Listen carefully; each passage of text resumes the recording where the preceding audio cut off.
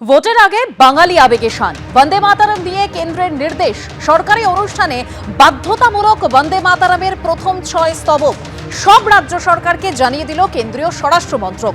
জনগণ মনর আগে বন্দে মাতরম সঙ্গীতের সরকারি সংস্করণ সমবেতভাবে গাওয়া বাধ্যতামূলক। কোন কোন ক্ষেত্রে তা গাওয়া হবে তার তালিকাও দিল কেন্দ্র।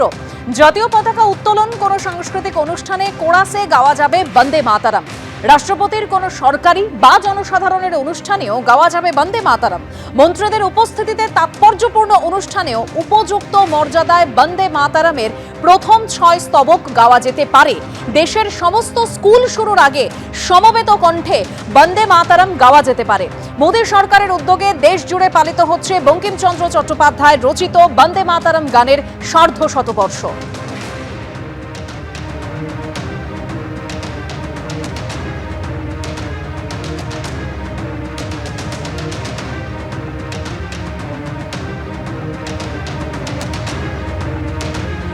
বন্দে মাতরম নির্দেশিকা সরকারি অনুষ্ঠানে জাতীয় গান বাধ্যতামূলক। বন্দে মাতরম গানের সময় সকলকে উঠে দাঁড়াতে হবে।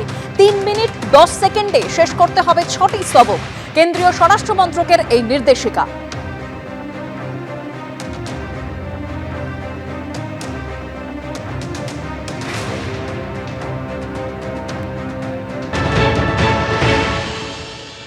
বন্দে মাতরম তো এমনিতেও জাতীয় সঙ্গীত ছিল, তবে সেটা এমনিতে খুব একটা গাওয়া হয় না। বিভিন্ন জায়গায় জনগণ মনটাই গাওয়া হয়, অ্যাকসেপ্টেড হয়।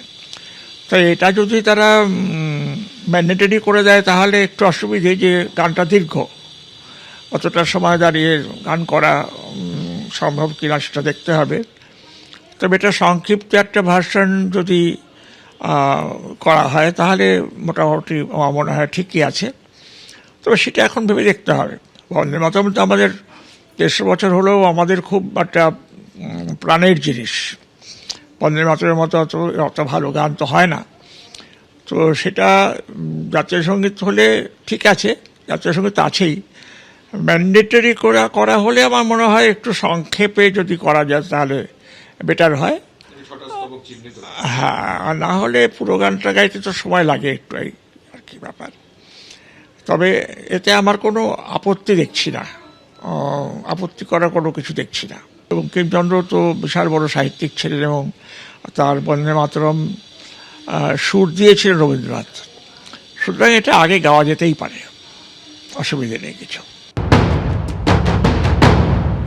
বন্দে মাতরম যে কারণে রবীন্দ্রনাথ ঠাকুর এবং পণ্ডিত জওহরলাল নেহেরু বর্জন করতে বলেছিলেন জাতীয় সঙ্গীত হিসেবে, সেই কারণটা এখন রয়ে গেছে। অর্থাৎ অন্য ধর্মের মানুষদের কাছে এই গানটা গ্রহণযোগ্য নাও হতে পারে। গানটা খারাপ তা নয়, এই গানের অনেক মহিমা আছে। প্রত্যেক ধর্মের মানুষের এই অধিকার আছে তার আরাধ্য দেবীর সঙ্গে তার দেশের একটা তুলনা করার, এটা অধিকার আছে। রবীন্দ্রনাথ নিজেও করেছেন। আজ বাংলাদেশের হৃদয় হতে কখন আপনি তুমি এই অপরূপ রূপে বাহির হলে জননী, রবীন্দ্রনাথ নিজেও করেছেন। কিন্তু সেটাকে জাতীয় সঙ্গীত করার কথা ভাবেননি। জাতীয় সঙ্গীত মানে হচ্ছে জাতির সমস্ত মানুষের কাছে গ্রহণযোগ্য একটা সঙ্গীত। কাজে আমি বুঝি না যে কেন এটাকে জোর করা হচ্ছে। তার মানে কি সকলকেই গাইতে হবে? মুসলমান, খ্রিস্টান তাদেরও গাইতে হবে? এটাকে আমার জুলুম বলে মনে হয়।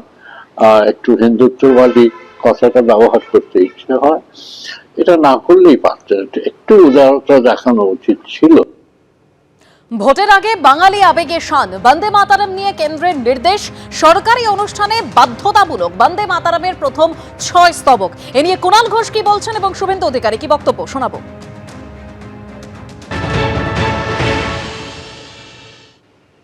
যে বঙ্কিমচন্দ্র চট্টোপাধ্যায়কে বঙ্কিম দা বলে অসম্মান করেছিলেন প্রধানমন্ত্রী এবং ক্ষমা চাননি আজ পর্যন্ত, একের পর এক বাঙালি মনীষীকে যারা নাম বিকৃত করেছেন, ভুল তথ্য দিয়েছেন, অসম্মান করেছেন, তারা হঠাৎ এই বিষয়ে উদ্যোগী হয়েছেন সম্পূর্ণ অন্য কারণে। তার মধ্যে মূল শ্রদ্ধা জানানোর কোনো বিষয় নেই। 3, পরিকল্পিতভাবে বঙ্কিমচন্দ্র বনাম রবীন্দ্রনাথ একটা ন্যারেটিভ তৈরি করতে চাইছে বিজেপি, এটা দীর্ঘদিন ধরে। বন্দে মাতরম বনাম জনগণমন একটা ন্যারেটিভ তৈরি করতে চাইছে বিজেপি। আমরা কোনো অবস্থায় তার মধ্যে পড়ব না এবং সেটা হতে দেব না। সঞ্জীবনী মন্ত্র হচ্ছে বন্দে মাতরম। বন্দে মাতরমের মধ্য দিয়ে মাকে প্রণাম করা হয়, ভারতবর্ষকে প্রণাম করা হয়। এটা ওয়েলকাম করছি, কার্যকর হওয়ার দাবি রাখছি, অনুরোধ করছি এবং এটাও বলে রাখছি যে পশ্চিমবঙ্গে এই সরকার কার্যকর করবে না। বন্দে মাতারম নিয়ে কেন্দ্রের নির্দেশ, সরকারি অনুষ্ঠানে বাধ্যতামূলক বন্দে মাতারমের প্রথম 6 স্তবক সব রাজ্য সরকারকে ইতিমধ্যে জানিয়ে দিয়েছে কেন্দ্রীয় স্বরাষ্ট্র মন্ত্রক। জনগণ মনর আগে বন্দে মাতারম সঙ্গীতের সরকারি সংস্করণ সমবেতভাবে গাওয়া বাধ্যতামূলক। এ নিয়ে কি বলছেন রাজ্যপাল? শোনাবো।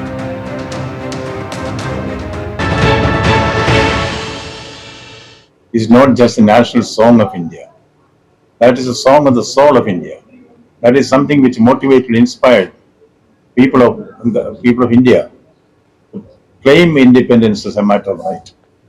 It was so electrifying a song, and the Britishers even forbade its singing in public places.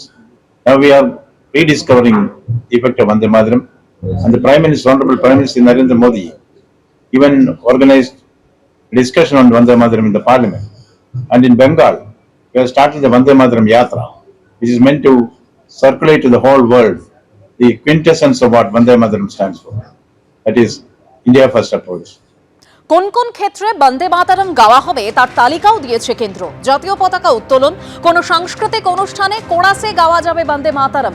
রাষ্ট্রপতির কোনো সরকারি বা জনসাধারণের অনুষ্ঠানেও বন্দে মাতারম গাওয়া যাবে। মন্ত্রীদের উপস্থিতিতে তাৎপর্যপূর্ণ অনুষ্ঠানে উপযুক্ত মর্যাদায় বন্দে মাতারমের প্রথম 6 স্তবক গাওয়া যেতে পারে। অন্যদিকে দেশের সমস্ত স্কুল শুরুর আগে সমবেত কণ্ঠে গাওয়া যেতে পারে বন্দে মাতারম। মোদী সরকারের উদ্যোগে দেশ জুড়ে পালিত হচ্ছে বঙ্কিমচন্দ্র চট্টোপাধ্যায় রচিত বন্দে মাতারম গানের সার্ধশতবর্ষ।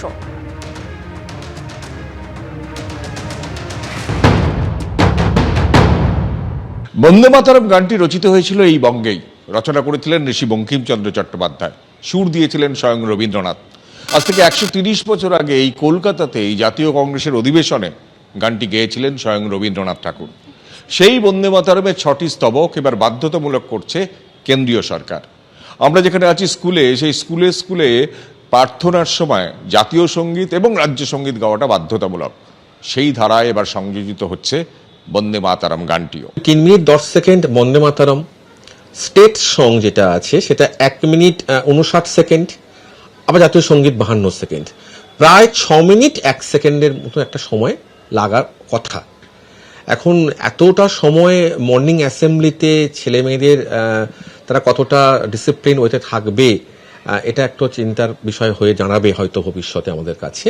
কিন্তু আমরা যেহেতু মধ্যশিক্ষা পর্ষদের অধীনস্থ একটি বিদ্যালয়, পর্ষদ যেমন নির্দেশিকা আমাদেরকে দেবেন আমরা সেটা মেনেই আমরা যথাযথভাবে পালন করব। সেটা এবিপি আনন্দ, এগিয়ে থাকে, এগিয়ে রাখে।